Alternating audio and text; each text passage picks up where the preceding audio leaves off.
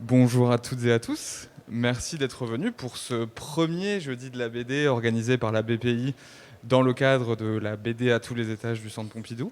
On est très heureux de recevoir pour ce premier jeudi de la BD Jean Crémers, Bonjour, bonjour. auteur de Vagues de froid chez Le Lombard et du Grand Large publié chez Glénat. Et pour animer la rencontre ce soir, on reçoit un autre auteur de bande dessinée, David Prudhomme, qui remplace Sonia Bonjour. Deschamps au pied levé, donc on le remercie infiniment pour ça. Et je vous laisse tout de suite la parole et je vous souhaite une excellente soirée. Merci. Bonjour à toutes et à tous. Bonjour Jean. Bonjour. Alors on va évidemment parler des deux livres que tu as fait, Vagues de froid et Grand Large. Le dernier est sorti, c'est ça? C'est ça. Mais bon, avant cela, on va évoquer un peu ton parcours. Tu permets que je te tutoie? Bien sûr. Mais Ouais. je t'en prie. Puisque dans les jeudis de la BD, on s'intéresse particulièrement au début. Ne lis pas mes notes, s'il te plaît. Réflexe d'étudiant. Alors je voudrais savoir quel lecteur et dessinateur est-ce que tu étais enfant et adolescent? Est-ce que tu te rappelles de ça? Oui, je me rappelle de 2-3 titres, hein, Kid Paddle, le petit Spirou, Cédric, mais toujours aux toilettes, quoi. Ça allait pas plus loin que ça. Tu lisais des histoires courtes. J'ai des histoires ouais. courtes. J'avais pas du tout pour vocation de faire de la bande dessinée, moi, par exemple. Quand j'étais jeune, je dessinais comme tout le monde, je recopiais des Pokémon, je faisais des graffitis sur des feuilles de papier, et puis j'étais à l'école en secondaire, donc pour vous, le lycée, je crois, c'est ça? Quand on Oui, a au lycée. en 12 et 18 ans. Nous, c'est enfin, collège, lycée. Et là, oui, j'ai commencé à dessiner vraiment plus dans l'optique d'en faire quelque chose. Ouais. Mais pas avant, vraiment. Et j'avais tu cinq te, frères et tu sœurs. te rappelles ce qui t'a un peu vraiment donné l'impulsion de dessiner? Oui, mon grand-père. Des bandes dessinées. Ah, ton Mon grand-père. grand-père. Les bandes dessinées, c'était mon grand-père. Il avait deux, trois Qui est titres. artiste. Il avait notamment des BD de Pinelli, hein, évidemment, mon grand-père, donc qui aimait bien un peu les BD un peu érotiques aussi, évidemment. Mon grand-père était un vicelard. Et C'est pour ça que tu es là. et c'est pour ça que je suis là. En effet, merci mon grand-père. Merci Fernand. Mais non, après avoir bossé dans la métallurgie pendant 40 ans, il a commencé à vouloir plus dans sa vie, puisqu'il se cassait le dos à l'usine. Donc il a commencé à sculpter, à peindre, à dessiner. Mais il dessinait déjà depuis qu'il avait 12-13 ans. Hein, l'aquarelle, il m'en a montré récemment, c'était déjà un bon niveau, quoi. Et il a toujours fait ça dans l'optique de le faire comme si c'était un truc qui pouvait se vendre. Et quand j'allais dans son atelier, quand on allait le voir tous les dimanches, j'avais envie de ça aussi, moi, d'avoir mon espace à moi. Vu que je suis issu d'une grande famille de 5 enfants, maintenant 6, j'avais pas d'espace à moi. On devait tous partager les habits, le lit. Je vous rassure, pas les calbars, mais etc. Mais on se partageait tout, quoi. Même la bouffe, on était vraiment très soudés, et toujours maintenant. Et donc avoir cet espace-là, ça me faisait rêver, moi. Et donc je me suis dit, je vais faire comme lui. Il avait des squelettes d'oiseaux qu'il récupérait pour les étudier en dessin. Et vraiment, il allait loin dans le délire alors qu'il était autodidacte et qu'il n'avait pas de compte à rendre, ni de difficultés financières. Mais voilà, moi je voulais ça. Et c'est pour ça que je me suis lancé dans la bande dessinée quand j'ai raté en gros mes études scientifiques en supérieur. Par flemme. Par flemme. Par flemme, évidemment. Notons ça. Donc le lieu, tu parles de lieu de l'atelier de ton grand-père. Oui. Tu parles de squelettes d'oiseaux. Tu peux nous le décrire un peu plus? Parce que c'est des univers qui marquent longtemps. Moi, j'ai un grand-père électricien, par exemple. Alors, j'ai pas du tout pris l'optique, mais je faisais des villes avec toutes ces bobines. Ah ouais? Ouais, j'adorais jouer avec tout ça. C'était un atelier tout en bois, avec une petite véranda, des années 50, tu vois. Tout à la cave, tout miteux, mais j'étais effectivement très bien, et je crois que j'ai un peu reconstitué ça chez moi, c'est-à-dire que je suis envahi quand je travaille sur très peu d'espace, ouais. Et puis autour c'est rempli de micros objets qui font un monde, tu vois. Ouais, exactement pareil. C'est marrant, on a ce besoin dans le dessin d'avoir son univers vraiment physique en plus du dessin. Oui. Enfin, moi je me rappelle juste de l'atelier comme il avait une pièce dans le grenier. Il fallait monter à l'étage, donc déjà c'était de la moquette qu'on fait plus du tout à l'étage. Il y avait une odeur vu qu'il fumait un peu la pipe, donc ça sentait bon, pas le tabac froid, mais une odeur un peu particulière. Mais il tirait la trappe et il y avait deux Velux qui noyaient la pièce de soleil quand il faisait beau, parce qu'en Belgique c'est pas toujours le cas. et vraiment c'était, je sais pas, ça mettait ma vie en pause. Et je l'ai pas connu longtemps cet atelier, j'ai peut-être dû le voir 10 fois dans ma vie, quoi. Parce qu'il habitait dans une petite ville en Belgique qui s'appelle Ougré. Et il habitait là pendant peut-être 5 ans, quand le temps que je grandisse, puis il est venu habiter à Tilf, dans mon village, pour se rapprocher de ma maman, qui après s'est barré, donc ça servait à rien. Mais c'était marrant de voir qu'il a toujours été au bout de ses idées, et cet atelier-là a disparu un peu. À Tilf, il en a un, mais c'est du carrelage, c'est blanc, c'est froid, mais il y a plus de place, quoi, donc il y a moins de charme, évidemment. Alors il a quand même ses squelettes d'oiseaux et de chats, hein, il allait jusque-là. Il a des pièces d'os de chameau quand il était dans le désert. C'est un grand-père qui a fait énormément de choses. Il a 90 ans, il fait toujours du vélo tous les dimanches avec son papier journal pour éviter d'avoir un rhume le lendemain. Enfin, moi, je l'aime d'amour, et c'était vraiment une pièce qui le représentait à merveille. Et je suis un peu déçu d'ailleurs qu'il n'ait pas repeint les murs. Je crois que c'était orange et vert, c'était immonde, mais en même temps c'était beau parce que c'était lui, quoi. Il faisait n'importe quoi avec la déco, et c'était marrant, quoi. C'était imprégné de son odeur aussi. On n'en parle pas assez de ça, mais les souvenirs, c'est beaucoup l'odeur plus que le visuel. Et vraiment là, c'était le bois chaud. Donc ce serait ça qui resterait le plus, plus qu'un objet, pratiquement. Évidemment, beaucoup plus. Et l'atelier dans lequel je travaille maintenant, c'est en bois, donc ça me rappelle ça. Tu te rappelles la marque du tabac ? Pardon ? La marque du tabac. Oui, Clark du coup fume beaucoup, donc oui, on sent le tabac. Ah, t'as pas quitté ça. Oui. Donc oui, tu nous as dit que tu as eu un petit peu une période de flemme qui est terminée au lycée. Mais après le lycée, justement, tu as poursuivi donc un tout petit peu d'études. Oui, avant de te décider à plonger dans la bande dessinée. Exactement. Mais classique des parents, oui, il fait les sciences, il y a du boulot, évidemment. C'est une raison. Et tous mes frères et sœurs ont des boulots toujours maintenant, d'ailleurs très conventionnels. C'est des GRH, c'est des... ma soeur était dans la vente, ma copine aussi, enfin tout mon entourage a des boulots un peu plus conventionnels, il n'y a pas de mal à ça, ils aiment bien la routine, ils aiment bien la sécurité financière, donc ils ont un salaire tous les mois, etc. Moi, j'étais toujours extrêmement imprudent par rapport à ça, on verra, quoi. Et donc je me suis lancé dans la biologie médicale, et le seul truc que je faisais bien, c'était... Parce que c'était quelque chose qui m'attirait quand même un petit peu, j'aimais bien tout ce qui était biologie. Moi, pareil. Je pensais bizarrement, c'est vrai, ben voilà, encore un point commun, hein, nickel. Là, je pensais naïvement que la biologie c'était l'étude des animaux, quoi. Qu'on allait dans la forêt, aller prendre des photos et puis les étudier, quoi. Ramener des petits squelettes d'oiseaux. Ramener des squelettes d'oiseaux, et pas de chats parce qu'on les aime. Mais ils tuent les oiseaux. Ils tuent les oiseaux, ouais. Mais du coup, on peut avoir leur squelette. C'est intéressant, voilà, la chaîne est bien faite. Oui. Mais je me suis arrêté dans ces cours-là au dessin de schémas au microscope. Donc on observait des pots de bananes, enfin, ça n'avait aucun intérêt à ce niveau-là. Et moi, je dessinais bien Tu peux faire du Warhol, là, ou de l'abstrait. Oui. Là, c'est presque du... je ne sais plus comment c'est son nom. Enfin bref, c'est vraiment très, très, très schéma, très, très géométrique comme ça. Et du coup, je me suis retrouvé à faire tous les schémas de chaque élève. Et je grattais 5 balles par dessin pour essayer d'en faire quelque chose. Mais j'arrivais encore à 8h, je partais à 8h15, quoi. J'avais vraiment un mal-être dans cette école. Et donc un jour, mon père m'a cramé et m'a dit tu veux faire quoi de ta vie plus tard ? Et je lui ai dit que je voulais faire le dessin. Donc il a un peu grincé des dents, c'est normal. C'est pas un truc qu'on a envie d'entendre, j'imagine, de la bouche de ses enfants. Mais bizarrement, ils m'ont pas non plus cassé, quoi. Ils m'ont dit ok, mais tu vas être bon, sinon t'as pas de boulot. Et ça s'est lancé comme ça. Je suis allé à Saint-Luc parce que c'était dans ma ville, à Liège, où j'allais à l'école. Et pour continuer à être étudiant, en fait. C'est ça, pour continuer à être étudiant, évidemment, et ne pas avoir de compte à rendre au niveau du forum, etc. Ouais. Tu as fait Saint-Luc, puis après tu es allé à l'Académie royale des beaux-arts. Exactement. C'est ça. Ouais.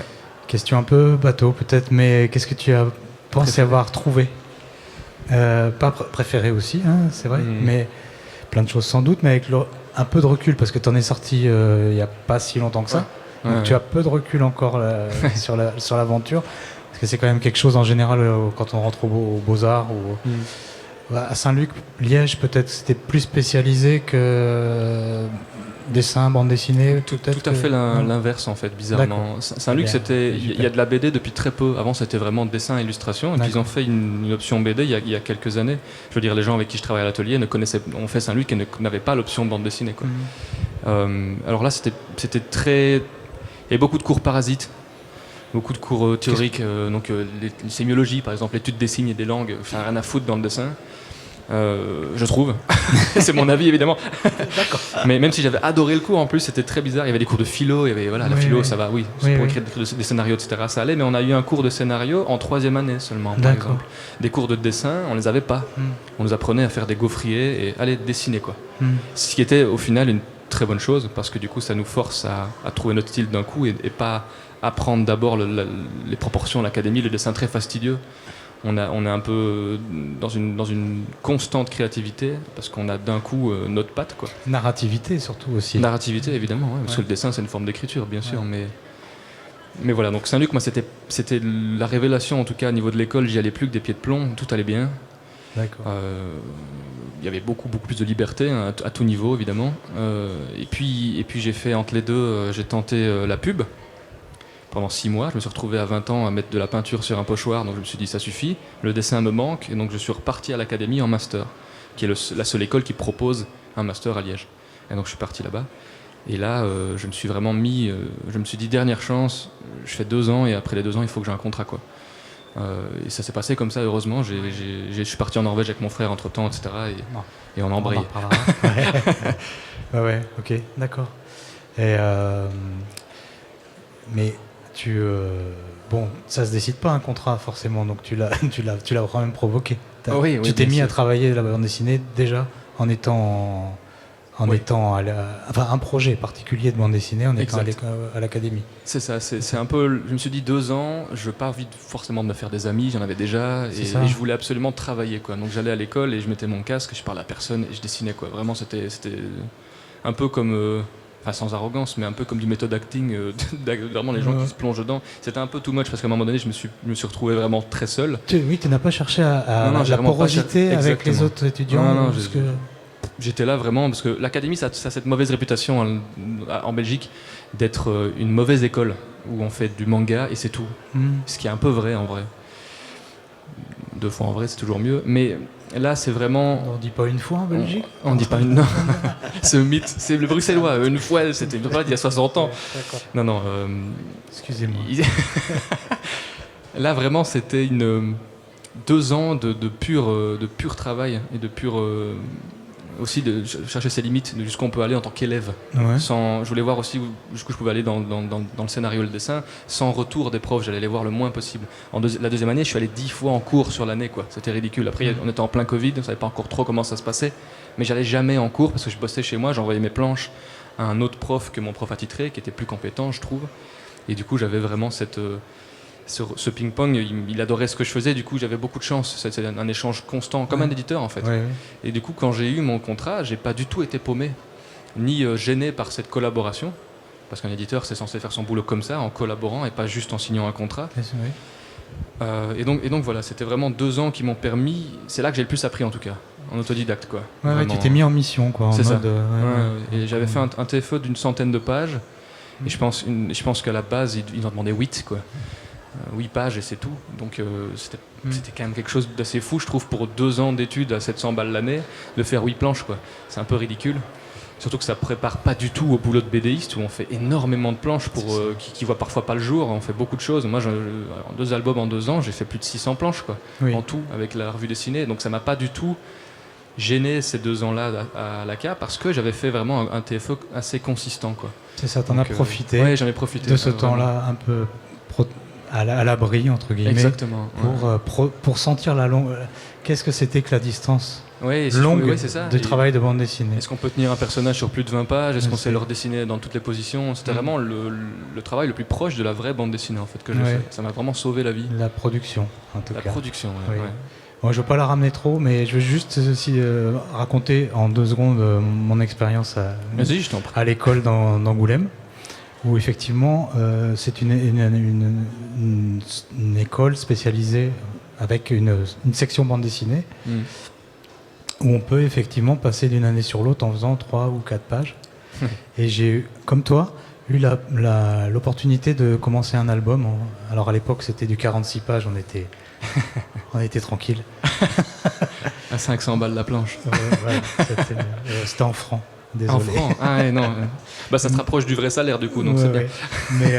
Mais donc Tu vois, et moi j'avais ça, justement, cet entraînement régulier en plus du travail de recherche un peu fondamental qu'on peut faire quand même à l'école.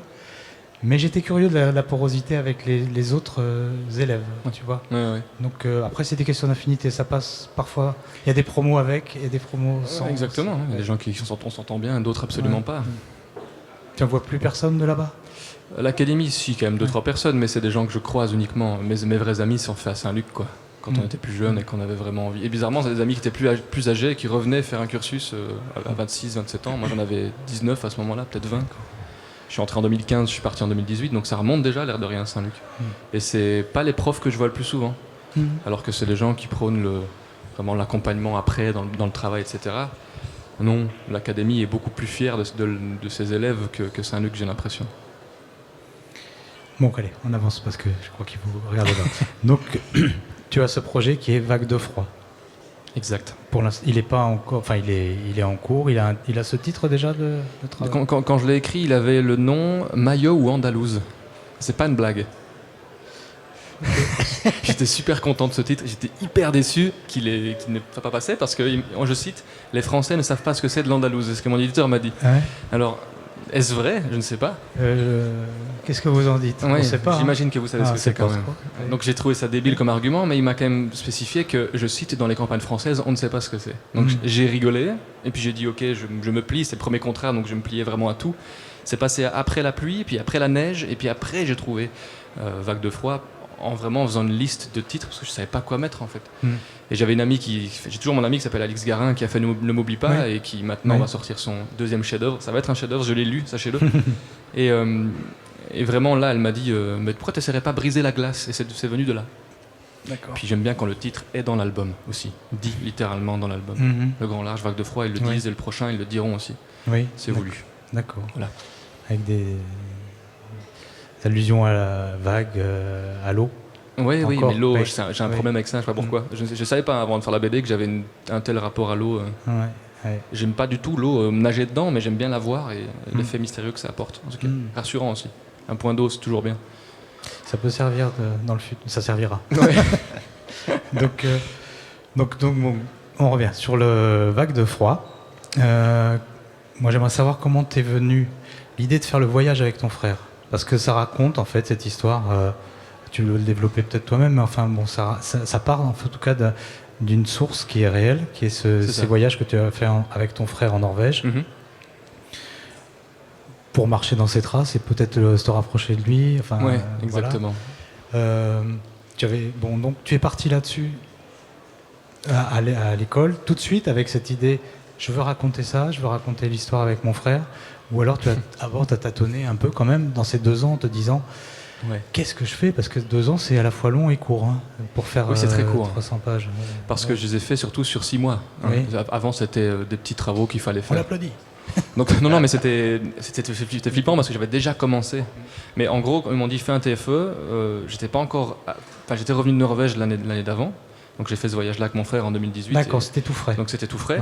Mais en arrivant en 2e année, j'avais une autre idée. Je me suis dit non, j'ai pas envie de faire un truc comme en BD. J'avais cette idée débile de me dire que quand c'était un truc vécu, c'était plus facile à écrire. Et j'avais pas envie de ça. Et du coup, j'ai commencé à écrire un truc sur une dame qui va nettoyer la maison de riches châteliers. Et ça se passait très mal. J'avais pas l'envie du tout. Et juste après, ils m'ont dit pourquoi t'écris pas sur ton voyage en Norvège, t'en parles tout le temps. Je vois sur. Des copains. J'en parlais à mon autre prof et il a entendu. Et du coup, je me suis dit ok, pourquoi pas. Mais ça a commencé comme ça. Mais il m'avait déjà parlé du TFE à venir, donc j'avais déjà une longueur d'avance. J'ai pas fait 97 planches littéralement en 6 mois, mais plutôt en 1 an, quoi. Donc tu te dis c'est ça que je veux raconter. Oui, une autofiction. Ouais. Et comment tu rencontres ton éditeur alors? Un mail, Alix Garin qui me dit, qui bossait déjà pour le Lombard. D'accord. Qui me dit envoie un mail à Mathias. Et moi j'avais pour but de l'envoyer sur la boîte commune de la maison d'édition, mais évidemment ça aurait pris 1000 ans parce qu'ils répondent une fois l'an et ils reçoivent 150 manuscrits par semaine, je pense, de gens qui pensent qui dessinent bien parce que maman ou mamie leur a dit, ou des gens qui dessinent très bien mais qui n'ont pas forcément la patte pour présenter leur album. Oui, ça compte. Et donc aussi. j'ai été très épaulé par des amis qui m'ont montré des exemples de dossiers d'éditeurs à monter. Je l'ai fait, j'ai envoyé, j'ai pas eu de réponse la première fois. Parce que le dessin était très laid. T'as remercié tes amis. J'ai remercié mes amis en me disant bon, bande de cons, Merci. rien ne s'est passé. Et puis juste après, j'ai réenvoyé le truc en me disant voilà, j'ai rebossé le dessin. J'aimerais savoir si ça vous intéresse, quoi. Et j'ai eu une proposition chiffrée d'un coup. Et donc là, t'as 22 ans peut-être, tu reçois une proposition chiffrée, tu te dis yes. Et puis après, quand tu dois facturer, tu te dis mais attends, il n'y a pas beaucoup du tout pour le temps que je mets. Et donc j'ai travaillé sans facturer parce que j'avais besoin d'autre chose avant. Donc je cherchais du boulot sur le côté pendant ce temps-là. Et puis après est arrivé Glénat avec ses grands sabots, tu veux bosser pour nous. Et je suis sauté sur l'occasion, donc j'ai fait les 2 albums en même temps. D'accord, donc tu as abandonné le truc, les à côté que tu cherches. Oui, c'est ça, j'ai vraiment stoppé la côté, recherche de c'est boulot. Glénat, on va dire. Non, la côté c'était vraiment un truc pour Wahoo, des boîtes de storyboard, j'ai voulu bosser là-dedans. J'ai toujours bien aimé le cinéma, on en reparlera j'imagine. Mais oui. Glénat est venu me trouver en me disant on a vu ce que tu as fait pour Quai des Bulles, est-ce que tu veux bosser pour nous? Et j'ai dit oui. J'ai écrit un scénario en très peu de temps, ça m'a pris peut-être une semaine de l'écrire, d'ailleurs ça se sent un peu parce que c'est très one shot, quoi. Ça se lit d'une traite puis on en parle plus, c'est ça que j'aimais bien dans l'idée. Et je faisais 2 semaines un, 2 semaines l'autre, quoi. Vraiment. Donc je faisais un dessin fort différent pour le grand large, pour ça aussi, parce que Vague de froid m'épuisait. Donc j'avais besoin d'un dessin beaucoup plus libérateur pour le 2e album.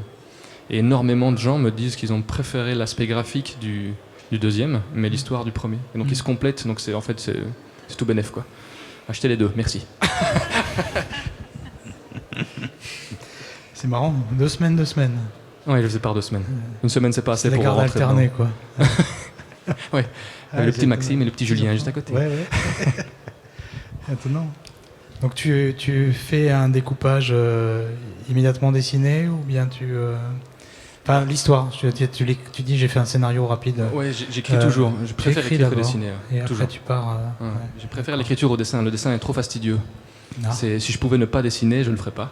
Parce que j'ai vraiment envie de mettre ma vision des choses sur mon texte et du coup c'est très égoïste, hein, comme process, je trouve. Une BD, c'est vraiment un truc, j'écris quelque chose et je veux pas le voir différemment que comment je l'ai en tête pendant que je l'écris. Et donc du coup je le dessine et je traduis juste mon écriture. Et donc le dessin, pour moi, c'est juste une 2e écriture, c'est refaire le travail, et puis le refaire avec l'ancrage, et puis le refaire avec la couleur. Donc c'est très fastidieux pour moi le dessin. Je me force à avoir un horaire vraiment de bureau, parce que sinon je ne m'arrêterai jamais pour l'avoir fini le plus tôt possible. C'est vraiment un truc qui me fatigue. J'adore écrire, j'aimerais bien devenir scénariste plus tard, mais je ferai la graine de toujours vraiment dessiner, j'aime bien ça, mais pas dans la bande dessinée, c'est vraiment un truc qui me fatigue. Qui est fastidieux. J'en ferai au moins 5 puisque j'ai 5 frères et sœurs et qu'ils sont chacun dédiés à quelque chose, chose, mais voilà. Tu veux ma retraite anticipée. Creuser ta fratrie, ouais. C'est ça. Ouais, je veux creuser ma fratrie, c'est super intéressant, les liens familiaux, c'est très bizarre, donc j'ai envie d'en parler. Bien sûr. Eh bien, bon, tu nous as résumé un peu le passage et le moment incroyable de quand même de convergence tout d'un coup de ces 2 albums, alors que tu vois c'est quand même phénoménal, hein, non mais c'est vrai. Merci. Donc quand tu pars sur cette bande dessinée grand large, là tu t'inspires aussi d'un membre de ta fratrie? Évidemment, bien sûr. C'est ma sœur aînée ici. Elle a quitté la maison, je l'ai pas vu venir. Elle avait 25, 26 ans. Je pense qu'elle s'entendait très mal avec ma belle-mère. Enfin, j'en suis même très sûr. Et ça arrive à beaucoup de gens, je pense. Hein. Malheureusement, les belles-mères ont mauvaise réputation, mais parfois c'est vrai. Et donc, elle a été un peu mise à la porte sans trop l'aide. C'était très bizarre. Et donc, j'ai voulu lui dédier cette histoire parce que c'est la première à avoir dû affronter ça, ce passage à la vie adulte et quitter la maison vraiment d'un coup. Et trouver sa place, ce qu'elle a jamais vraiment fait. Donc c'est pour ça qu'Agathe lui ressemble très fort dans l'histoire. Le personnage d'Agathe, qui est la vieille dame, qui a plus trop toute sa tête parce que Lise, ma grande sœur Lise, est comme ça. Elle a les 3 côtés des personnages en fait. Elle a un côté un peu muet à l'écoute, elle peut vraiment fort écouter quelqu'un et de bons conseils. Un côté très impulsif comme Léonie, et un côté de mère de substitution comme Agathe. Et donc j'ai voulu faire les 3 qui la représentent. Et son histoire à elle, comme moi je l'ai vécu en fait, simplement. Oui, c'est ça, tu l'as éclaté sur 3 personnages. C'est ça, ouais. Parce que l'histoire, c'est celle de Léonie, contrainte d'embarquer sur une barque de fortune et de voguer vers le large, mais sans savoir vraiment pourquoi. Hein. C'est ça, exactement. C'est ça. Parce qu'il est temps d'y aller. C'est comme elle ça. Comprend pas, elle accepte pas non plus. Hein. Ouais, elle accepte pas ça. Ce qui n'a pas été mon cas, hein, moi je vous rassure, j'ai pas mis là-dessus, c'est pas. Oui, mais si c'est ta C'était sœur, ma sœur, tu mais sens c'est comme ça que moi je l'ai tu vu. l'as perçu. Ouais. Et elle m'en a parlé. D'ailleurs, quand elle l'a reçu, elle s'est mise à pleurer pendant un quart d'heure parce que la couverture parlait d'elle-même, je pense. Et elle était touchée par ça. Oui. Ça m'a fait plaisir d'ailleurs. Et Évidemment. Juste une parenthèse pour revenir sur Vague de froid. Quand tu commences et que tu signes, est-ce que ton frère est au courant que Oui. Il savait que je faisais un bouquin sur ça parce que je lui avais toujours dit, pendant le voyage, en fait, Martin travaillait, il était ambulancier, comme dans l'histoire. Et moi, j'étais étudiant, donc j'ai rien payé. Ce qui a coûté très cher à Martin, puisque la Norvège, le Nord, est très cher. C'est 11,50 € la bière, hein, donc pour ceux qui aiment bien boire, n'allez pas là-bas. C'est comme à Venise. C'est honteux. En plus, c'est de la pisse d'âne, donc il ne faut pas boire ça. Mais il avait besoin de me faire ce voyage parce que c'était prévu pour lui tout seul et je l'accompagnais, quoi. Il m'a dit, s'il y a une personne qui vient avec moi, c'est toi ou personne d'autre. Et donc moi, j'avais servi un peu de pied de biche à sa grosse carapace derrière laquelle il se cachait pendant ces années-là. Mais je lui avais pas montré l'avancée de la BD. Il savait que je travaillais dessus. Mais je suis arrivé un jour avec la BD finie et une dédicace. Et là, j'ai senti vaciller, quoi. Il était un peu... Ce qui m'a fait énormément de bien, parce que mon frère est quelqu'un de très instable émotionnellement parlant. Je ne savais pas, on l'a découvert avec cet album-là. En fait, il a commencé à force s'émanciper. Maintenant, il vit en Suède, donc j'ai pas tapé trop mal dans l'histoire, donc ça va, je suis content. Mais toujours dans la mythologie nordique, il prie quand il y a du tonnerre, voilà, il est dedans, quoi. Mais moi, c'est un truc qui me touchait beaucoup, parce que c'était si spécial, et il avait tellement envie de s'émanciper de cette grande famille. Un peu comme moi avec l'atelier, en fait, comme on en parlait. On est les forts uns les après mêmes. les autres. On en se ressemble très fort, Martin et moi. Donc il y a Lise, Martin, François, moi et puis Alice. Martin et moi, on est très très proches, alors qu'il y a 4 ans d'écart. Et les 3 autres se ressemblent beaucoup plus. Et donc c'était évident que c'était la première BD pour lui, quoi. Vraiment. Et les autres doivent commencer à trembler. Et moi, surtout. Si tu montres à la fin... Moi, parce que je me dis, qu'est-ce que je raconte sur la dernière, non, dit je ne sais pas. Mais après aussi, il faudra trouver. La dernière qui. Non, ma petite sœur, elle a 8 ans, mais Alice, mon autre petite sœur, elle a 26 ans maintenant. Et il faut que je trouve quelque chose à dire aussi. Donc c'est un défi aussi à chaque fois, à chaque album, et c'est ça qui est fatigant. Je pense que j'ai pas encore fait d'album pour moi, et juste que pour moi, pour le plaisir d'en faire un. Le 3e, ce serait un peu le cas. Tu dois d'abord passer par... Et je dois d'abord passer par ça. Cet héritage familial aussi, en fait. C'est ça, on peut porter, on peut dire. Oui, évidemment. Tu veux le déposer. Oui, je vais les inscrire dans le temps. Et à chaque fois, tu dois trouver aussi un univers, une ambiance, un décor qui leur ressemble. C'est compliqué. Ouais, c'est compliqué. Mais c'est chouette. Et un des éléments qui m'a frappé aussi dans le grand large, c'est que très vite, dès qu'elle prend le large dans sa barque, petite barque fragile, elle est dépassée, doublée, heurtée, même agressée par des jeunes, d'autres jeunes comme elle, dont on devine qu'ils vont aussi vers le grand large, mais dont on ignore leur la destination. Mais tout de suite, tu marques les différences sociales. En réalité, parce qu'il y en a qui la dépassent en yacht, il y en a qui la dépassent en hors-bord, d'autres qui ont pas des paddles, mais enfin des petites barques comme elle. Et donc, tout de suite, tu marques ça. Donc, c'est aussi pour évoquer, j'imagine, une fois qu'on est lâché dans le grand bain, cette violence sociale qui est... Oui, évidemment. On la voit que quand on quitte le cocon familial. Quand on va à l'école, on l'aperçoit, mais on l'aperçoit dans le cadre de l'école. C'est ça. Tu veux dire qu'après, on part pas avec les mêmes armes. C'est ça. Après, évidemment, bien sûr que non. Ici, moi, on n'était pas pauvres, on a manqué de rien, mais on était 5 gosses. Donc il fallait quand même faire des concessions, des compromis et partager. Et donc, c'était la façon la plus évidente de le montrer. C'était une barque certes, mais une barque quand même, une jolie barque, quoi. J'avais envie de faire ça dans ce sens-là. Et le yacht, c'est imposé comme tous les gens comme ça, les gosses de riches qui sont maintenant riches aussi, évidemment. J'ai beaucoup d'amis que je vois plus trop, je vois très bien sur les réseaux sociaux, ils ont continué à entretenir ce style de vie et ça leur va. Donc c'était une évidence. Mais c'était aussi pour rendre l'histoire plus intéressante, parce que 250 pages sur l'eau, on s'ennuie vite. Et j'avais peur d'ennuyer le lecteur avec vraiment les mêmes plans, c'est toujours le même décor. C'est la mer, on ne sait pas où c'est, dans quel pays. J'avais pas envie de mettre une ethnie, un peuple en avant, quoi que ce soit. Vraiment, c'est tout le monde pareil. Et par fainéantise aussi, parce que dessiner l'eau, c'est une ligne et puis ça dégage. Donc c'était bien. Enfin, je pensais. Après les tempêtes, c'est compliqué, les vagues. Mais voilà, donc il fallait nourrir l'histoire de plein de petits trucs comme ça, de sujets, sans paraître écœurant ou moralisateur. C'était le défi de l'histoire. C'est ça. Cache cette note. Comme à l'école, oui. Cette histoire, moi, tu dis sur l'eau, ça peut être quand même assez... j'ai pensé un peu, curieusement, parce qu'on est quand même assez loin, mais tout d'un coup, j'ai pensé à One Piece. Le côté... Pas la joie qu'on voit dans Luffy, Ouais. tu vois, l'espèce... Ouais, mais il y a le volontarisme. Ouais. Il faut avancer, tu le dis sans arrêt. Il faut avancer quoi qu'il arrive. Et c'est pas avec le positivisme de Luffy. Non, c'est plus c'est plus dur, du positivisme de manga, c'est Ouais. dans tous les shonen ce truc-là. Ouais.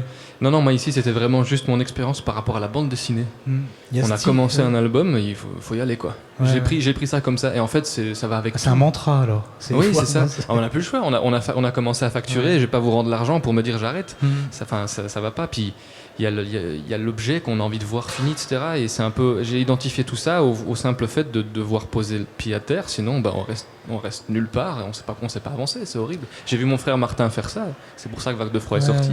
Et c'était terrible parce qu'il en souffre toujours maintenant. Alors ça va mieux, hein, mais ça se voit qu'il il a 32 ans. Il me dit je suis nulle part quoi.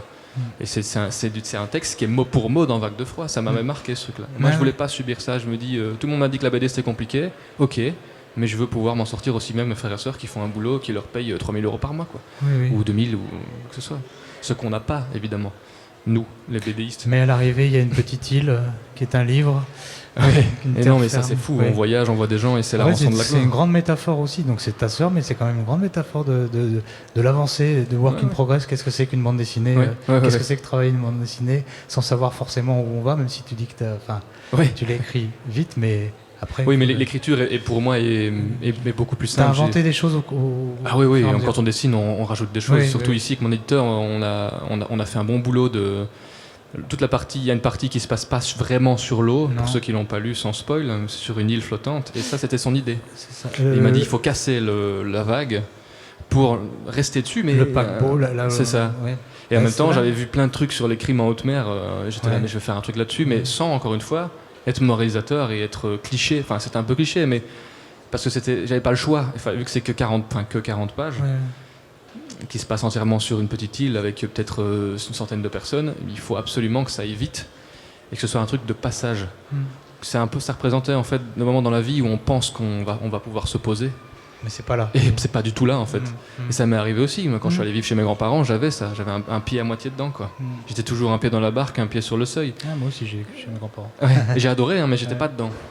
J'étais pas très heureux là-bas quoi. Et après c'est parti. C'est parti. En plus, on a été inondé à Liège. On a eu 1,80 m dans la province de Liège, ce qui a donné naissance à cet album-là aussi, parce que je venais d'être inondé quand Glénat m'a contacté. D'accord. Et je me suis dit, je vais me servir de cette eau pour l'évacuer, quoi.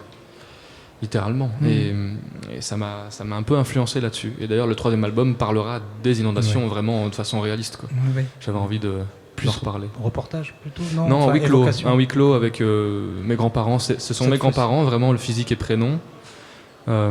Et c'est leur fille qui va les voir et qui reste bloquée, mais c'est une autre histoire. Mais l'eau est très importante aussi pour moi, je pense, pour ça. Il y a plein d'évocations dans la bande dessinée. On pense évidemment aux réfugiés, oui, bien sûr, en Méditerranée. Il y a le continent de plastique qui est évoqué. Enfin, il y a beaucoup de choses qu'on effleure, vers lesquelles on accoste ou pas. Parce qu'on n'en parle jamais en fait de ce truc-là, c'est fou. Si, on en parle. Maintenant plus, parce que c'est devenu un truc aussi pour faire un peu, pour vendre de l'écologie, etc. Mais ça fait des dizaines et des dizaines d'années qu'il y a un truc comme ça, avec des gens vivent, ils s'y rendent et chopent du plastique et puis ils repartent. Et en fait, je voulais en parler sans être encore une fois dans l'excès, dans la dénonciation. Mais je voulais aussi une lecture à un double sens, aussi bien pour les adultes que pour les enfants. Et en dédicace, je trouve des parents qui me trouvaient que leurs enfants, qui ont parfois 8 ans, ce qui je trouve un peu jeune pour cet album, mais qui m'ont dit, moi j'ai adoré, j'ai pas compris le passage dans le bateau, tant mieux. Et le père me dit, moi j'ai compris, et c'est marrant de voir ce que les enfants retiennent et choisissent de retenir, parce qu'ils sont pas aussi bêtes qu'ils en ont l'air, pas du tout même, ils sont souvent très très futés. Et voilà, donc c'est un album qui est vraiment un double sens. Et ça, j'ai bien aimé par rapport à Vague de froid, qui est vraiment réservé à un public, des gens qui ont des proches ou pas, mais je veux dire des adultes, quoi.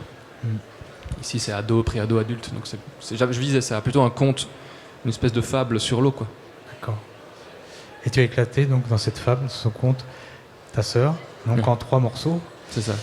Mais à chacune de ces personnes, de ces personnages, manque un morceau, une partie. Ouais, c'est bien dit. Hein, C'est très bien dit. Parce que les gens disent souvent que c'est un handicap, mais c'est vraiment ça, manquer un morceau de soi ou. et là, c'est une représentation graphique de ta sœur, d'une certaine manière, que tu as Oui, aussi. des manques de ta sœur. C'est plutôt le fait, ça illustrait le fait qu'on a tous des casseroles quand on se casse de chez ses parents. C'est horrible, on a des trucs à traîner, on a des angoisses. Et je voulais montrer ça de façon évidente, parce que je déteste les voix off. Vous aurez jamais de voix off dans mes bandes dessinées, c'est horrible, j'aime pas ça. Et j'aime pas quand il y a trop de texte. Et du coup, j'essaie de tout imager, de tout rendre métaphorique pour que ça soit évident en fait, le plus possible. Je sais pas si je le fais bien, c'est à vous de me le dire, mais en tout cas, moi, c'est ce qui me plaît, c'est de pouvoir l'illustrer plutôt que de l'écrire. C'est la règle d'Hergé. Ouais. Il faut montrer. C'est de la bande dessinée, c'est pas de la bande écrite, donc il faut quand même que ce soit. Enfin, il y a les deux, mais le texte aussi. Ça se négocie. Oui, ça se négocie bien sûr, mais je prends le cas de Manuel Fior ou quoi que ce soit, il y a beaucoup de textes et ça va très bien. Hyper Icon était magnifique, mais voilà. Moi ici, je veux privilégier le dessin parce que j'écris tout ça sur texte, donc j'ai pas envie de le réécrire encore une fois en voix off. Et puis en plus, ça gâche parfois des compositions, le petit texte au-dessus là, j'aime pas du tout ça. Donc ici, les handicaps représentaient chaque fois une crainte ou un poids qu'on traîne.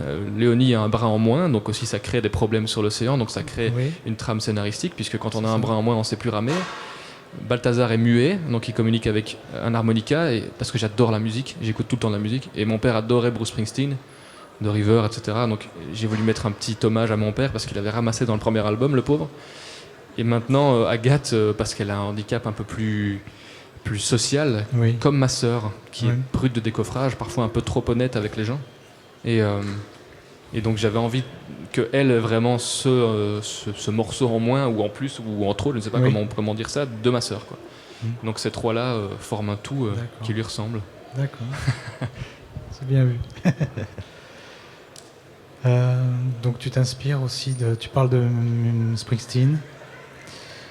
Tu as travaillé en musique Toujours. Toujours. Est-ce que tu travailles comment tu mets en boucle un morceau, c'est ce que je fais moi. Je mets un morceau en boucle jusqu'à ce que je l'épuise pour rester dans une émotion constante. Oui. Et même pas un album d'un artiste que j'aime bien, si tu veux, mais où il y aurait des up and down. Mais je veux rester un peu comme une auto-hypnose, un peu. C'est ça, un bruit de fond. Une petite trance, un peu. C'est ça. Mais là, tu fais alors, tu restes sur Springsteen ou tu passes sur Non. Springsteen, je le mettais pour toutes les cases où il y a de la musique dessinée, quand Balthazar joue de l'harmonica ou Léonie joue de l'harmonica, et pour montrer qu'elle en joue correctement, il fallait dessiner la musique. Ça me venait surtout de l'auteur Michael Ross qui a fait Ludwig et Beethoven. Et il dessine la musique comme ça. Et j'avais trouvé ça sublime, donc je me suis dit je vais faire pareil. Enfin pareil, dans le même genre. Mais non, quand je dessine, moi je mets beaucoup de musique où c'est du son. Pas des trucs un peu bizarres, attention, mais ça peut être de l'électro ou de la house ou quoi que ce soit, mais pas un truc trop agressif, vraiment un truc d'ambiance. Ça peut être Moby aussi, que j'aimais bien, l'album Play que j'adorais, que je mettais en boucle parce que c'est souvent la même émotion et qu'il n'y a pas beaucoup de variantes, il y a la sécurité en fait. C'est ça. Mais j'écoute beaucoup de morceaux en boucle quand ils sont vraiment très bons. Je sais pas moi, Dire Straits ou Mark Knopfler, j'écoutais énormément en boucle parce que c'est toujours la même chose en fait, c'est le même rythme et le même truc. Ça, Et ces derniers albums sont un peu mous, donc ça aidait pour les phases plus lentes. Mais par contre, je vais pas mettre des Jeff Buckley quand il faut pleurer. Non, quand j'écris un truc qui est vraiment très émouvant, j'aime bien justement mettre une musique qui a rien à voir. Sinon, je pleure quoi. Je pleure très fort et j'ai pas envie de ça parce que le tablette graphique quand il y a de l'eau dessus c'est pas très gai. Non, donc voilà, j'ai pas envie. C'est comme là. C'est comme le papier, c'est comme ici. Oui, tu travailles à la tablette. Hein. Oui, je travaille au numérique. Les deux bandes dessinées sont faites comme ça. Il y a juste le pré-brouillon donc, qui est fait sur papier pour vraiment les séquences. Oui. Et c'est moins fatigant, on va plus vite, on a moins le format en tête, etc. L'écran. Mais une fois que je passe au découpage définitif, j'ai pas de découpage entre les deux, c'est vraiment pré-brouillon et puis crayonné d'un coup. J'aime bien voir ces spontanéités. Puis l'ancrage vient juste régler les petits problèmes. Et donc là, c'est numérique, avec une couleur la plus texturée possible pour éviter le 2D du numérique un peu plat qu'on peut voir dans des BD parfois. C'est donc tablette, c'est pas donc c'est c'est pas du tout une Cintiq. Je dessine vraiment en regardant mon écran, pas ma main, quoi. Tablette graphique branchée à l'ordinateur. D'accord, C'est ça. d'accord. Ouais, j'aime bien ça. C'est Parce que l'ordi. la main me gêne pas en fait. Donc je vois la Non. composition de l'image et je Ouais. peux travailler en fonction de ça et ne pas être gêné par un membre en trop cette fois-ci.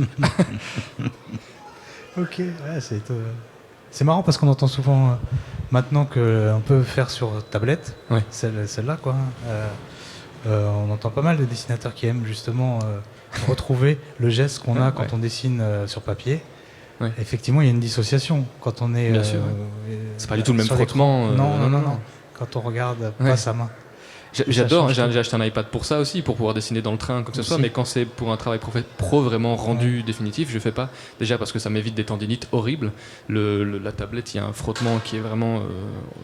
Dès qu'on a un truc protecteur ou quoi sur l'écran, c'est après un quart d'heure, moi j'ai mal au pouce quoi, en D'accord. dessinant, que j'ai pas avec la tablette. Et donc ça, c'était plutôt par confort et parce que j'avais ça sur moi quand j'ai commencé la BD, ça m'a économisé du papier qui coûte extrêmement cher maintenant, qui sont pas pris en compte par l'éditeur ni remboursés. Je prends le cas d'une autrice qui a signé chez Glénat qui s'appelle Sixtine Dano, qui dessine super bien et qui fait des planches vraiment traditionnelles.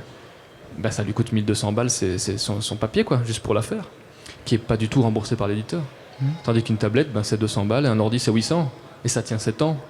Donc on a 1000 euros pour 7 ans ou 1200 pour un an, faut choisir. Ben, c'est vrai, mais après il y a le plaisir de dessiner sur papier. Hein, j'aimerais bien le faire un jour, mais j'ai pas l'argent, tout Ouais, simplement. d'accord. Pour l'instant, j'ai pas envie de mettre de Pour l'argent l'instant, là-dedans. c'est l'économie qui décide. Oui, un peu. oui, il faut. Et même du rythme de travail. Oui, du rythme, Ouais, évidemment. ouais. Après, il y a beaucoup d'accidents sur ordinateur aussi. Hein. Oui. Encore ce matin, j'ai fait 2 planches, j'enregistre, ça ne s'enregistre pas. Ben, j'ai perdu 2 planches, c'est 6 heures de travail, merci, au revoir. C'est pénible, mais ça arrive. Ouais. Ça, il faut faire avec quoi. C'est comme le café sur les feuilles, le café renversé sur les feuilles, c'est la même Ça chose. arrive aussi. Ouais. Ça arrive aussi. Alors, bon, on a parlé un peu de musique. Maintenant, on va peut-être passer au cinéma. Oui. Ton inspiration, j'ai lu que tu parlais de Mad Max sur l'eau Ouais. pour le Waterworld, grand large. Waterworld, voilà. que je n'ai pas vu d'ailleurs, hein, je tiens à le dire. Après, on évoquera la bande dessinée, tes influences en bande dessinée, si tu veux bien. Je t'en prie. Mais bon, je trouve qu'on a effectivement un découpage extrêmement fluide dans tous les albums et qui est. J'aime pas trop dire ça parce que j'aime pas affilier la bande dessinée au cinéma, mais quand même, il y a un choix, il y a des cadrages qui sont super. C'est gentil. Et oui, il y a un découpage qui ressemble quand même à une dynamique, en tout cas, ou d'animé ou de ciné. Oui, clairement. Et c'est ton inspiration Oui, le cinéma, Ouais. je pense que j'aurais aimé plus faire du cinéma que la bande dessinée. Parce que justement, on peut associer le Il son n'y a pas à l'image. dessiner. Oui, il n'y a pas à dessiner de 1. non, mais il n'y a pas autant à dessiner. C'est pour ça que je voulais faire du storyboard quand je cherchais du travail, pour avoir un pied dans le cinéma, en tout cas d'animation, que je trouve la forme d'art la plus pure. C'est le cinéma d'animation, je trouve ça magnifique. Et je pense que je m'étais refait quelques Ghibli quand même avant de faire l'album, ça se voit.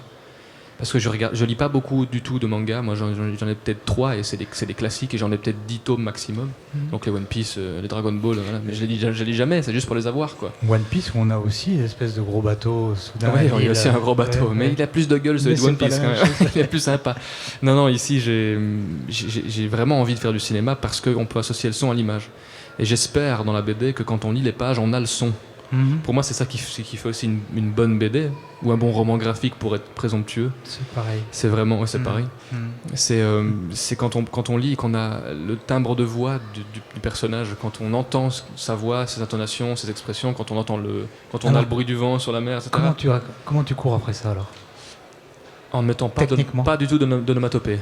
Ça fait l'inverse de ce Oui. que c'est censé faire, je trouve, ce truc-là. Ça met un bruit un brof, personne fait le bruit brof. Oui. Non, ou un poc non plus en fait.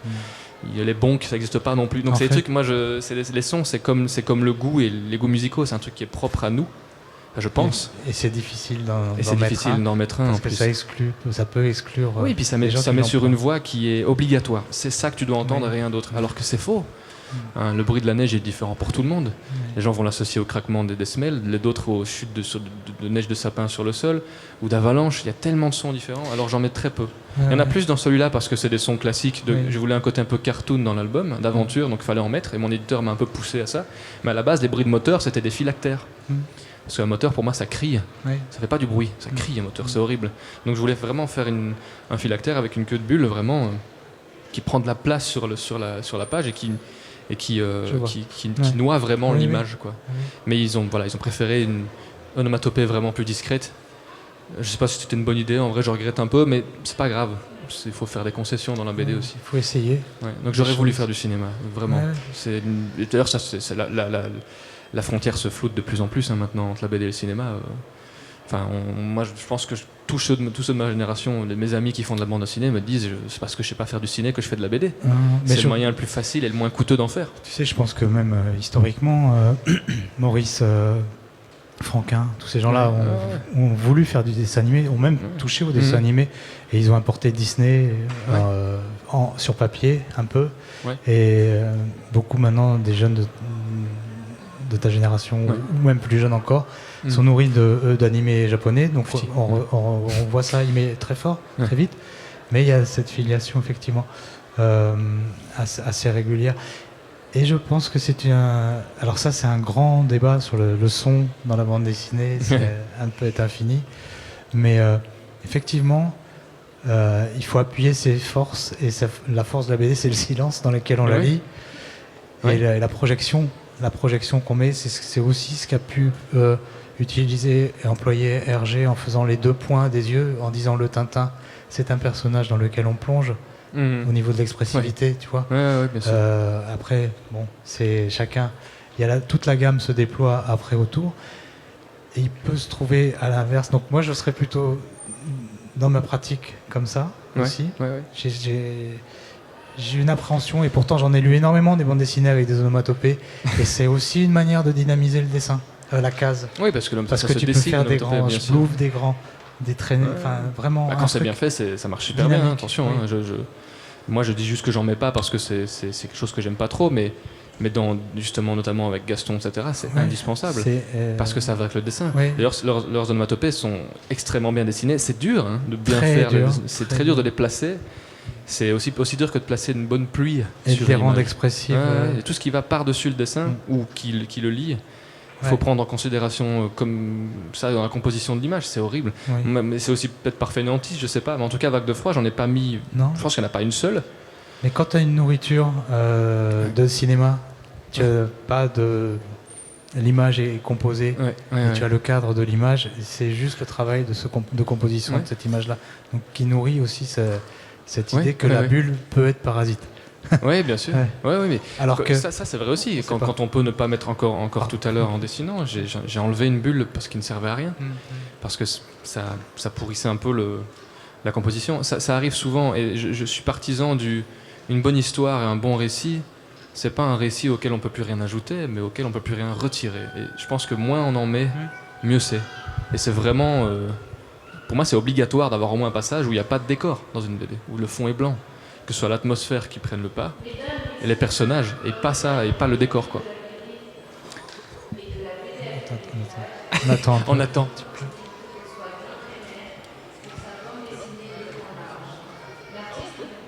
Plaisir. Les BD. Les deux. Ça va ? Allez. Oui, ça va. Ça va. On est large. Parle-nous un petit peu, s'il te plaît, de tes influences cinéma, alors, plus précisément, les réalisateurs ou... Alors, moi je connais pas tous les noms de réalisateurs, mais plutôt les acteurs. Je suis souvent un acteur parce que j'aime bien voir ce qu'il fait différemment. J'avais par exemple comme film préféré, j'ai toujours d'ailleurs, Manchester by the Sea, qui a été fait avec Casey Affleck et une certaine Michelle, je sais plus comment elle s'appelle, qui a eu l'Oscar, l'ex-femme de Heath Ledger, là, je sais pas si tu vois, qui a fait le Joker dans Batman. Pas du tout. Mais bref, c'est un film qui se passe vraiment dans une petite ville avec de l'eau. By the Sea, évidemment, c'est près de l'eau, et qui raconte un drame. En fait, ça raconte rien. Mais c'est sublime, et il y a un drame dedans. Et ça, en fait, ça cochait toutes les cases de ce que moi j'aime bien dans un film. C'est une petite situation, un petit truc isolé, un drame, et après il n'y a plus rien, c'est juste le deuil du truc, quoi. On le digère. Et j'ai intégré ça dans mes bandes dessinées. Je voulais un début chaque fois un peu plus fort. En tout cas, dans Le Grand Large, c'était comme ça que ça se passe. Vague de froid, c'est plus différent. Oui, ça démarre, on rentre comme dans c'est ça. Et puis après, on digère ce qui s'est passé. Il n'y a pas d'exposition. Ouais, j'aimais bien ce truc-là. D'accord. Et il y a plein de films. Il y a La Route avec Viggo Mortensen, du roman Cormac McCarthy, qui maintenant a été adapté par Manu Larsenet. Oui. D'ailleurs, magnifiquement bien adapté. Que ce soit de la SF aussi, avec Afterlife, avec... je sais plus comment il s'appelle, Pattinson, un film dans l'espace. J'aime beaucoup l'espace. Je regarde un peu de tout. Tu vas envoyer tes frères et sœurs dans l'espace? Non, moi, du coup, ce serait cruel de les envoyer après tout ce qu'ils m'ont fait vivre, ces braves gens. Mais voilà, le cinéma a une grosse place, notamment ceux où parfois c'est juste de la bêtise, comme L'Exorciste ou quoi que ce soit. C'est de la bêtise, mais que j'adore, moi. Parce que ça a beaucoup plus d'émotion que n'importe quel autre film, un film d'horreur. Moi, je trouve ça incroyable. Et l'horreur en BD m'intéresse beaucoup, mais c'est très dur. Je crois que c'est le genre le plus compliqué à mettre en image. Et donc c'est chaque fois des défis. Et j'aime bien ça, l'idée de pouvoir adapter un jour un truc au cinéma que j'ai fait ou pas. Imaginons qu'on te propose une adaptation. Oui, ça a été le cas. J'ai eu beaucoup de chance de pour ça. Celle-là. Oui, de celle-ci. J'ai jamais fait, malheureusement. Tu aurais envie de réaliser? Non, j'ai pas cette non, je saurais pas. Je suis trop nul. Mais j'aurais voulu avoir un œil dessus. Ouais. Donc je laisse aux gens le stress de l'adaptation et de la production, mais je voudrais pouvoir avoir au moins une journée sur le tournage pour aller voir comment ça se passe. Et glaner un peu des informations comme ça. Mais... Et après, dans 2 ans et plus tard, peut-être. Mais mon premier, je pense pas que je voudrais avoir un pied dans la production, ce serait débile. J'ai déjà fait, moi, mon film, il est sur papier. Mais j'aime bien le mystère du cinéma, j'ai envie de l'entretenir aussi. C'est prise de vue réelle, ce serait l'idée? L'idée, c'était une adaptation en série animée, pas du tout japonaise, mais pour pré-ado, en 5-6 épisodes. J'avais été approché par une productrice, ça s'est plus jamais fait, c'est dommage. Mais voilà, ça a été pitché au Shoot de Book d'Angoulême. Donc les 10 romans à fort potentiel d'adaptation étaient dedans, donc il a une belle visibilité grâce à ça. Et je pense que c'est en tout, c'est 40 par an de ce truc-là, de Shoot the Book. Il y en a un à Los Angeles, un à Shanghai, un à New York et un à Angoulême, quoi. Donc c'est très peu. Donc j'étais hyper fier. Mais voilà, c'est une série qui coûterait énormément. Et puis il y a déjà l'Odyssée de Pi, qui est la même chose en fait, vu que ça se passe entièrement sur l'eau d'une barque avec un tigre et un mec. Donc c'était encore plus intéressant, j'imagine. Mais donc je pense que les gens n'ont pas forcément envie de mettre des millions dans une piscine et des VFX derrière. Et c'est dommage, mais voilà. Là, on rejoint l'économie, ouais. Les soucis économiques. Ouais. Bon, donc ton rythme, là, que j'ai qualifié un peu de cinématographique en tout cas, il te vient spontanément quand tu fais ton découpage? Ou tu refais beaucoup? Je fais environ toutes les 5 pages, il y a peut-être 3 cases qui changent. Mais je les ajoute pas, elles changent. J'en enlève une, je la recommence. C'est tout. J'aime bien le rythme de 6 cases à peut-être 8 max par page, parce que c'est assez pour écrire de gros pavés quand il faut, et c'est assez aussi pour ne pas en mettre sans que ça gêne. Ouais. Et donc j'aime bien jouer avec cette liberté de me dire j'en mets ou j'en mets pas, ou je change. Toutes les séquences commencent à gauche, les scènes importantes et finissent à droite, comme ça je peux les interférer. Ouais. Mais globalement, le rythme du découpage... Simplement, je me relie énormément quand je fais mon pré-brouillon pour que ce soit le plus fluide possible. Mais j'adore la décomposition de mouvements et les choses qui se passent en temps réel. Donc c'est pour ça qu'il y a beaucoup d'ellipses dans Vague de froid, de chapitres. Ça m'aidait à séquencer les scènes et à construire une image comme ça. Ici, vu qu'il n'y a pas de chapitres, c'était plutôt les nuits et les jours qui séquencent le récit. Ouais. Mais c'est très dur de mettre des ellipses. Moi, je ne les mets jamais, par exemple, au milieu. Je ne mettrais pas une ellipse en haut à droite en haut à gauche de la page de droite. C'est ça. Je trouve ça bizarre. J'en ai peut-être fait sans le vouloir, mais c'est pas un truc auquel je pense. Donc le rythme s'impose comme ça avec c'est l'unité des pages, l'unité de la page. Ça. Et prendre des le temps doubles pages aussi. même. Ouais. C'est ça. Quand quelqu'un qui sert une tasse de café, je vais pas mettre juste il ouvre l'armoire puis il a son café la case d'après. Je vais vraiment montrer qu'il ouvre, qu'il prend sa cuillère, qui fait son petit truc, qui moule son grain et qui sert sa tâche. Vraiment, je vais abuser là-dessus. Et c'est l'occasion aussi de mettre une discussion qui est rendue intéressante par le dessin. Enfin, j'espère. Ouais. Et où la couleur évidemment qui va avec, pour pouvoir parler de tout en fait, parce que un mec qui est sur sa chaise et qui Oui, parle, mais qui fume sa cigarette, ça peut être super intéressant en fait. Comme dit un copain Rabaté, je vais pas raconter grand chose, donc il me faut beaucoup de pages. Exactement, exactement, c'est vraiment ça. C'est vraiment ça. Vague de froid est censé avoir 40 pages en moins, hein. C'est parce qu'il y a énormément de moments muets, et donc il a pris énormément de temps, mais en soi, c'est peut-être 4 jours de voyage. Quoi. Ouais, c'est ça. Et le grand large, ça se passe en 3 jours hein, quand on le lit. 3 jours de 150 pages, ça va. Oui, c'est lent, quoi. Et j'espère qu'on s'ennuie pas, c'était le but principal de l'histoire. Ce qui est intéressant, c'est de travailler la quantité d'informations justement qu'on a par page ou par double page. Ouais. Et le temps de lecture en rapport avec le temps de l'action qui se déroule. Ça, il y a un jeu que la bande dessinée permet vraiment, qui est très intéressant. Et particulier à la bande dessinée. Ouais, c'est vrai, c'est vrai. Mais pour une idée de la jauge comme ça, d'adaptation par rapport au scénario et ensuite la BD, Vague de froid, c'était 35 pages écrites, 250 dessinées. Ici, c'est 15 pages écrites, 250 dessinées. Et il se passe beaucoup plus de choses là-dedans que dans le deuxième. Donc ça n'a rien à voir. C'est ça qui est compliqué aussi. C'est d'adapter son propre scénario en se disant... Là, le prochain, il y en a 12. Alors, et là, c'était 400 dur. pages. Non, 170. Ça va. J'ai eu de la chance. Je me suis dit, je ne veux plus faire des gros pavés pour l'instant, parce que c'est un sujet très compliqué. Il est beaucoup plus personnel, etc. Mais... Donc ça varie. Donc c'est ça qui est compliqué. Et c'est pour ça que le pré-brouillon, je le fais au crayon. Parce que quand je jette des pages, je suis moins déçu que si je l'avais fait sur ordinateur et que j'avais envie de la garder. Là, c'est des petites pages où des cases sont à peine plus grandes que mon pouce. Donc, je peux m'en débarrasser beaucoup plus vite. J'ai pas un attrait matériel à l'objet. D'accord. Tu nous parles un peu de tes lectures de bande dessinée, ton auteur favori? JP. Toujours. JP, ouais, toujours. Ouais. C'est pour moi le maître à contester. JP. JP, donc G-I-P-I, auteur italien qui a fait notamment Note d'une histoire de guerre, La Terre des Fils, qui était magnifique, fait au bic noir, et qui a fait une très belle, sa dernière, un moment extraordinaire sous faux applaudissements. Le titre est très long, mais c'était très beau aussi. Et en fait, il parle de tout. Et il a une vie extrêmement froide et crue, cet homme-là, quand même, il a une vie compliquée. Et il en parle très bien. Il est très, très honnête comme ça, dans sa bande dessinée. C'est moi, j'aime beaucoup. Saisissant. Ouais. C'est d'une brutalité qui est en fait ultra humaine. Et moi, j'aime beaucoup ça dans la bande dessinée, le fait de ne pas pouvoir. C'est sombre, c'est assez sombre, très noir, on peut dire noir. Ouais, c'est même plus que sombre. Mais effectivement, c'est une franchise terrible. Et encore, parfois, il y a de l'imaginaire dedans, il y a des trucs super drôles. Il est très drôle aussi dans ses bandes dessinées. L'humour italienne un peu parfois cassante comme ça, proche de l'humour anglais en fait. Enfin, je trouve parfois un peu cynique, enfin même très cynique dans son cas. Mais surtout, il touche à tout. Il peut faire une histoire sur un mec qui va faire la grosse commission dans un champ, et c'est intéressant, quoi. C'est le cas hein, dans les histoires courtes qu'il a faites là, En descendant du fleuve et autres histoires. Et une très belle aussi, c'est Vois comme ton ombre s'allonge, où il a un parallèle entre la Première Guerre mondiale et la vie actuelle. Et c'était super beau aussi. Et surtout, il a une aquarelle qui est phénoménale. Et quand on voit comment il l'a fait, ça a l'air d'être si simple. Et puis quand on essaye, c'est tellement pas si simple. C'est très compliqué. J'ai horreur de ça, de ce sentiment de désillusion totale où on se dit ok, c'est le résultat de 20 ans de maîtrise, quoi, voire plus du coup. Et lui, il touche au cinéma. Il est responsable d'un club de foot pour jeunes réfugiés en Italie. Enfin, il fait plein de trucs. Et ça aussi, c'est cool parce que ça se voit dans ses bandes dessinées. Il en a rien à foutre du dessin. En fait, il s'amuse juste à créer des ambiances. Et c'est ça qui compte. Et c'est pour ça que l'atelier, je me réjouis de le faire juste après.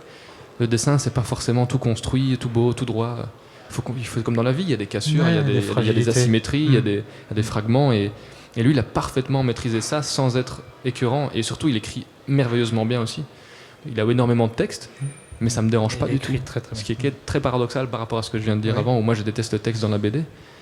Mais lui, en plus, jamais il parle de lui directement. Il est très, très discret, j'adore. Enfin, voilà, je pourrais me mettre à genoux devant lui. Mais il y en a d'autres, hein, Merwan que j'adore. Bastien Vives, avant qu'il fasse n'importe quoi, évidemment. Mais Bastien Vives, quand même, j'aimais bien son trait. Jérémy Moreau aussi. J'adorais...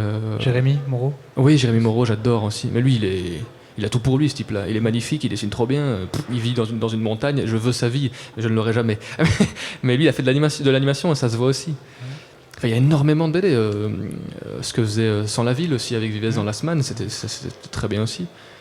Récemment, j'ai lu Nicolas Pejon qui a fait Hound Dog, une version comics comme ça. Moi, je déteste les comics, mais là, c'est un comics vraiment européen. C'est super drôle. c'est très bien. Cyril Pomès, que j'adore aussi. David Prudhomme. Je connais pas. Du tout. Il est très accessible. Hein. Il est souvent plus proche qu'on ne le pense. Ouais. Bon, alors voilà, c'est malin, tiens. Il y a des plus vieux? Oui, Franquin, moi j'adore. Hergé, je déteste, je ne saurais pas. Qui? Hergé, je n'aime pas du tout, j'arrive pas. Je reconnais le génie, voilà, le gars qui était vraiment en avance sur son temps, mais j'aime pas du tout. Les héros comme ça qui sont tout lisses, tout propres, tout parfait, et son regard tout noir, justement, moi, ça me sort du truc, au lieu de me plonger dedans. La seule partie de Tintin que j'aime bien, c'est Milou, quoi.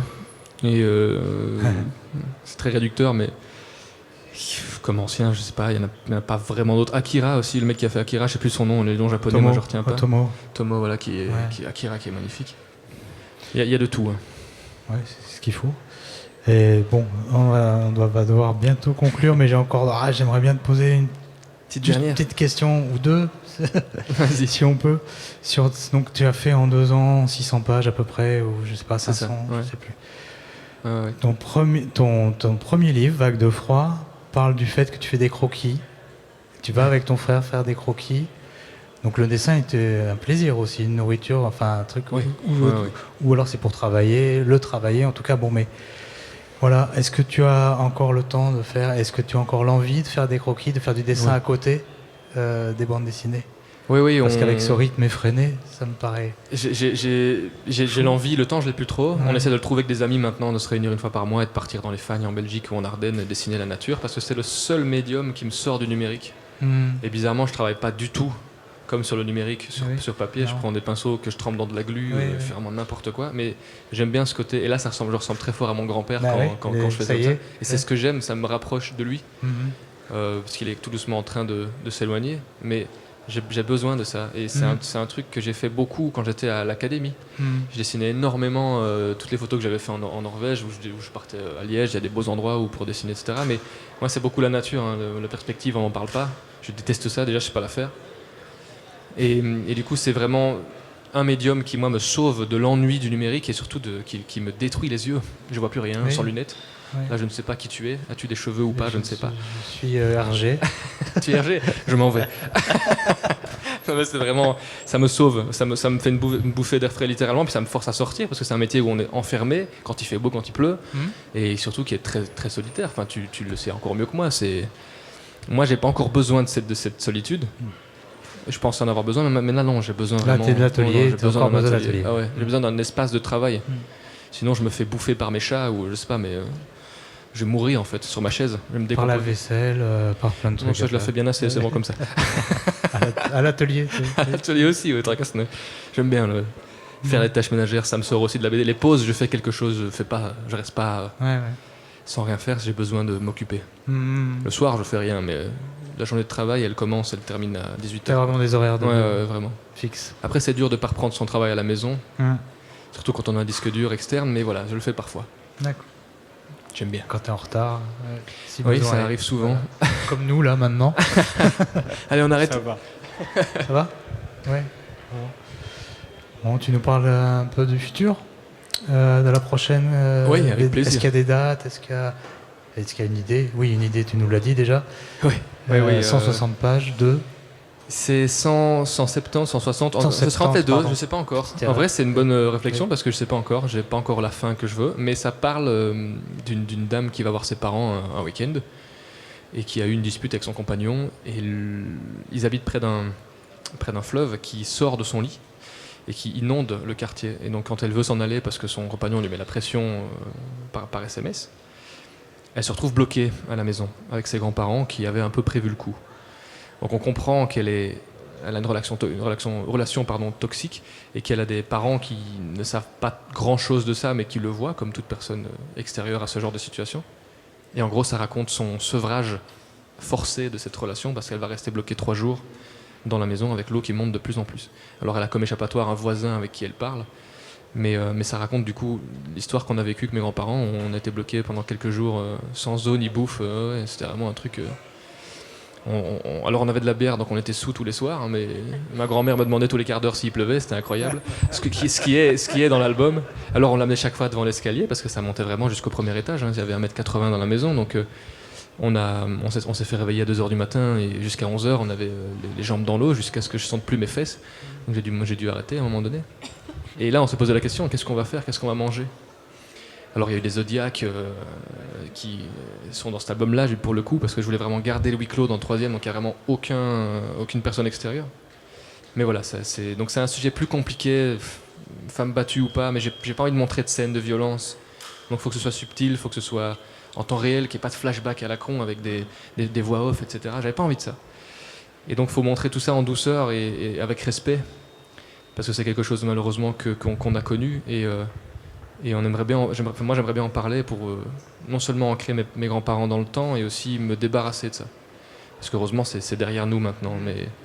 Mais voilà, donc ce sera vraiment la maison, les pièces, la couleur, nos objets, l'atelier de mon grand-père, le deuxième du coup, pas le beau dans le grenier, mais le deuxième quand même, ses œuvres. Donc j'ai vraiment mis beaucoup de moi là-dedans, et c'est très compliqué. Raison pour laquelle j'avance absolument pas dans cet album. Il me faut du temps. Il y a de la perspective là. Ouais, il y a de la perspective à crever du coup. Ouais. Et puis il y a 80 planches en moins, mais je le ferai dans le même laps de temps, parce que c'est très dur. Je vais m'arrêter souvent pour faire une pause, parce qu'ils ont vieilli entre-temps, mes grands-parents, et donc ils n'ont plus la même tête, le même regard. Ma grand-mère, c'est devenue une vieille dame.